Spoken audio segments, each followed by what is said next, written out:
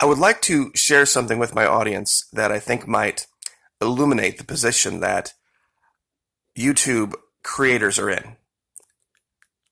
2 days ago, YouTube sent us all out a blurb that said they are now lifting the restrictions on speaking about COVID-19 or the coronavirus. Prior to this, it was, rightfully so, labeled a sensitive issue. Why?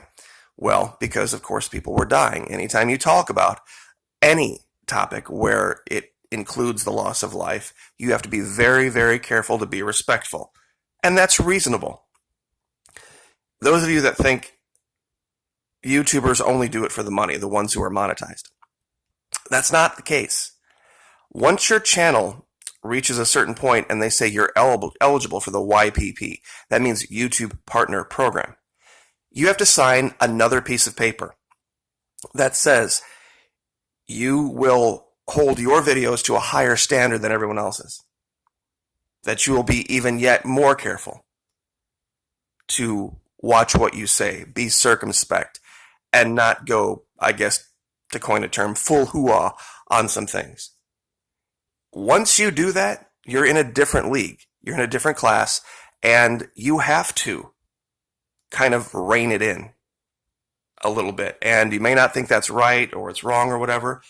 Getting that privilege these days is so hard. I got it way back in late 2016 when it was a lot easier. And it's been a lifesaver.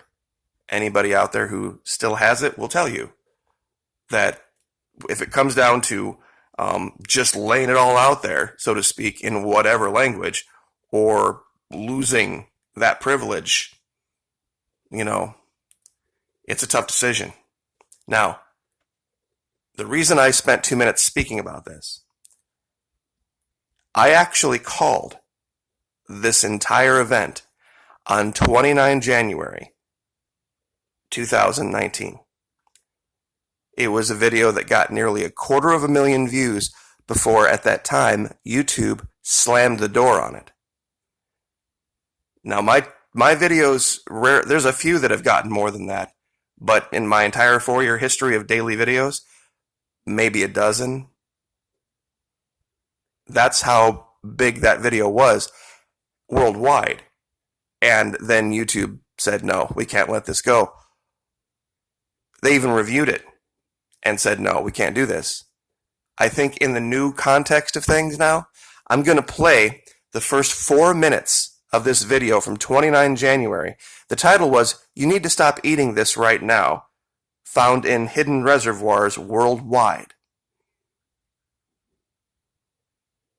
Who are unaware of what's going on in California, they have just repatriated over 100 virus reservoirs from China to the United States. I mean, the news is calling them U.S. citizens, and they are. But in essence, operationally, they are virus reservoirs. That's why they have taken them to March Air Reserve Base in California for quote-unquote screenings. But here's the problem. Here's what they're not telling you about this. There is no way to test for latent infection of coronaviruses. And just to be clear, the current infection is called the novel, N-O-V-E-L, coronavirus. Coronaviruses have been around since the time of the pyramids. They're not new. The news keeps calling it coronavirus, coronavirus, coronavirus. It's that particular kind of virus has been around for a very long time. This is just a new incarnation of one that acts a great deal like HIV and Ebola in the sense that it can live inside what they call reservoirs in the body, undetectable. The reason that they are using HIV drugs and Ebola drugs to try to combat this is not to kill the infection. What those drugs do is they make the latent virus that's living dormant in cells express itself. meaning it makes these drugs make the virus start to replicate. So it actually makes things worse, but it makes it easier to detect and then combat. That's what these drugs are designed to do. And that's why they're trying to use them in a last desperate hope to stop this thing. Because that's the problem with this particular version.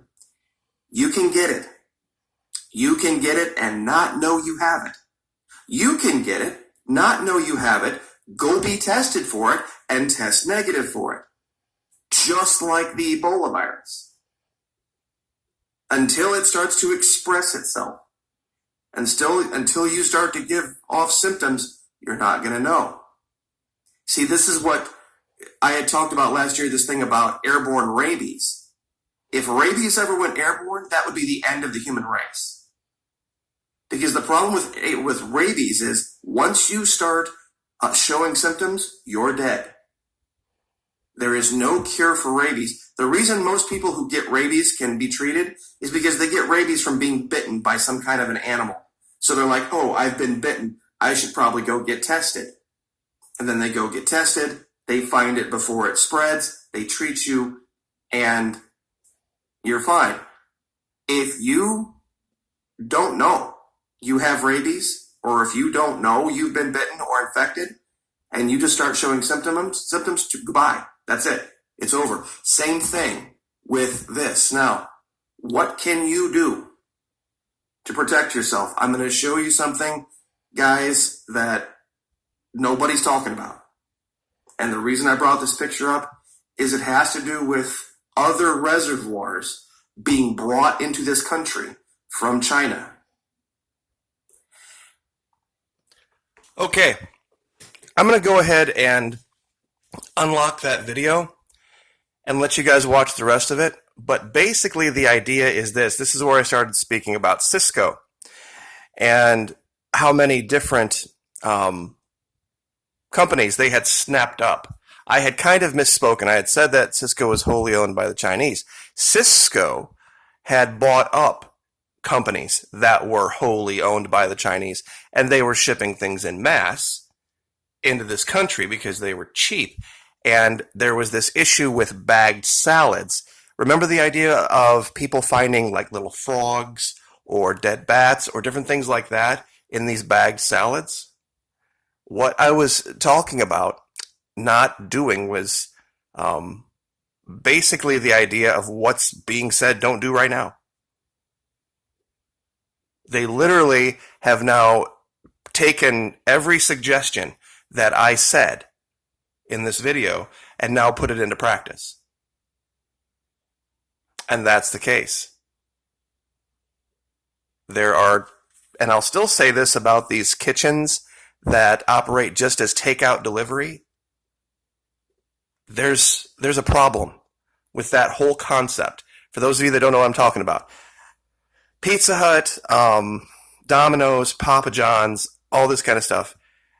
Everyone's aware of, like with Pizza Hut, they had what they call the red roofs, where you could go in, sit down, order a pizza, have a good time. Then they have these little takeout delivery only places, but you can still walk in the front door and pick up a pizza.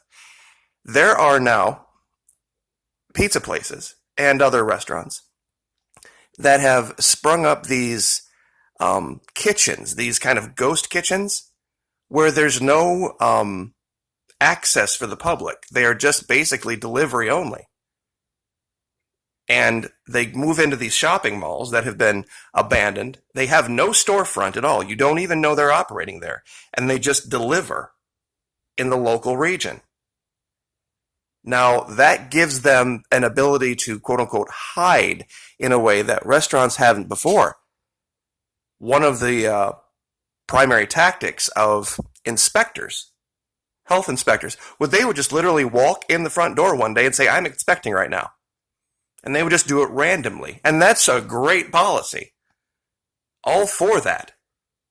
But now, since you don't know where they are, and they're in places where you literally can't walk in the front door, you have to, if you didn't know where they were operating, you would have to go to the back and hit the buzzer. And of course, there's a camera out there where the delivery drivers come and go, and they can see that you are a health inspector.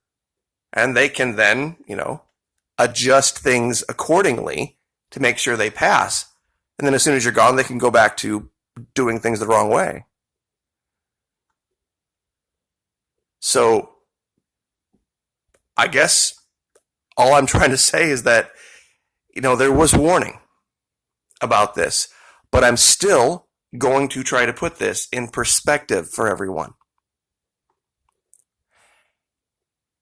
You see this number here? 0.00000716,818. If you take the total deaths worldwide and you put it over the world population, that's how big it is. And for those of you that want to continue to say, well, if you trust the numbers out of China, okay, you know what? Let's just add a 1. Let's just say instead of 55,195, let's add a 1. Let's say there's 155,195 deaths. Do you know how small that number is still? This is the number of people that have not died. Now, here's the cases number. Here's 1 million. Worldwide cases, 1 million out of 7.7 billion. This means 99.999871 of the world hasn't even been affected in any way by this. And these are just hard fact numbers.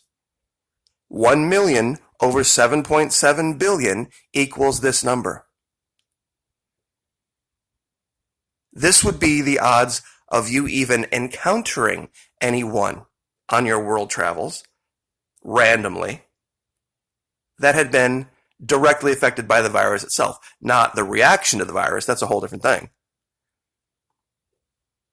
And I'm going to make the allegation that, okay, in North America, we might see 10,000 deaths.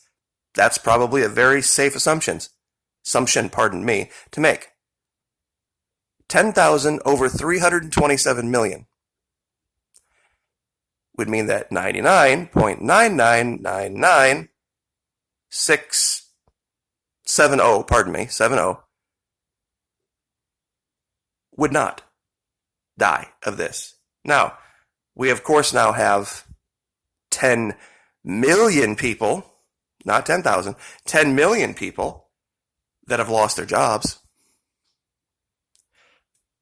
We have seen an epic destruction of worldwide activity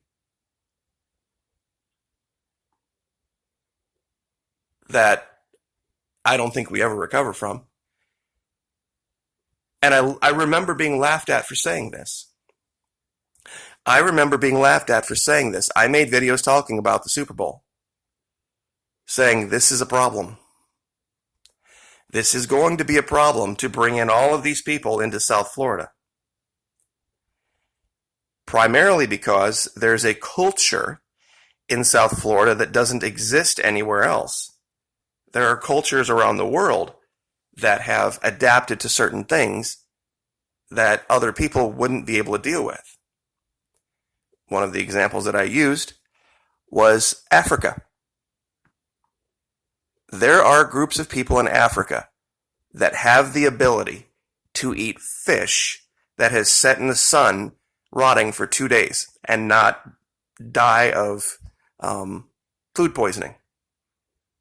Seriously, try that. Go catch a fish, go set it on the sidewalk for 2 days in the sun, and then bring it inside and just cut it open and have at it. You'll be very, very sick very, very fast. But because of adaptations, there are people in Africa, because they go out, they fish, they catch what they can, they keep it in the boat, they throw it in the bottom of the boat, and then they have to go back to shore, and then they have to carry it to these markets. And by that time, it can be 1, 2, maybe even longer. And their bodies have adapted to it. Why does that apply to Southern Florida?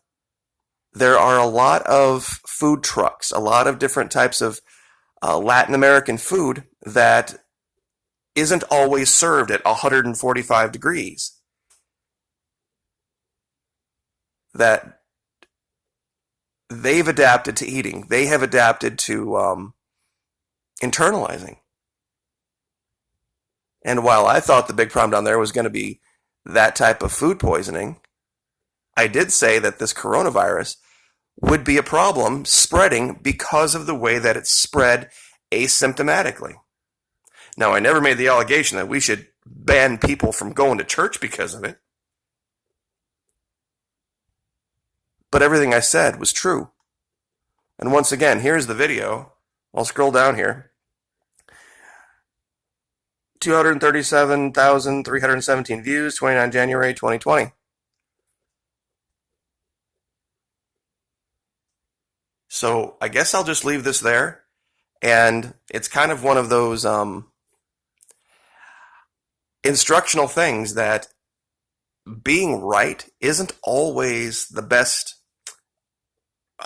way to express videos here. Because if you're too far ahead of the curve, you're going to get dinged for it. Because you'll be called, of course, conspiracy theory and all this kind of stuff. But the truth is what the truth is. Like, share, subscribe.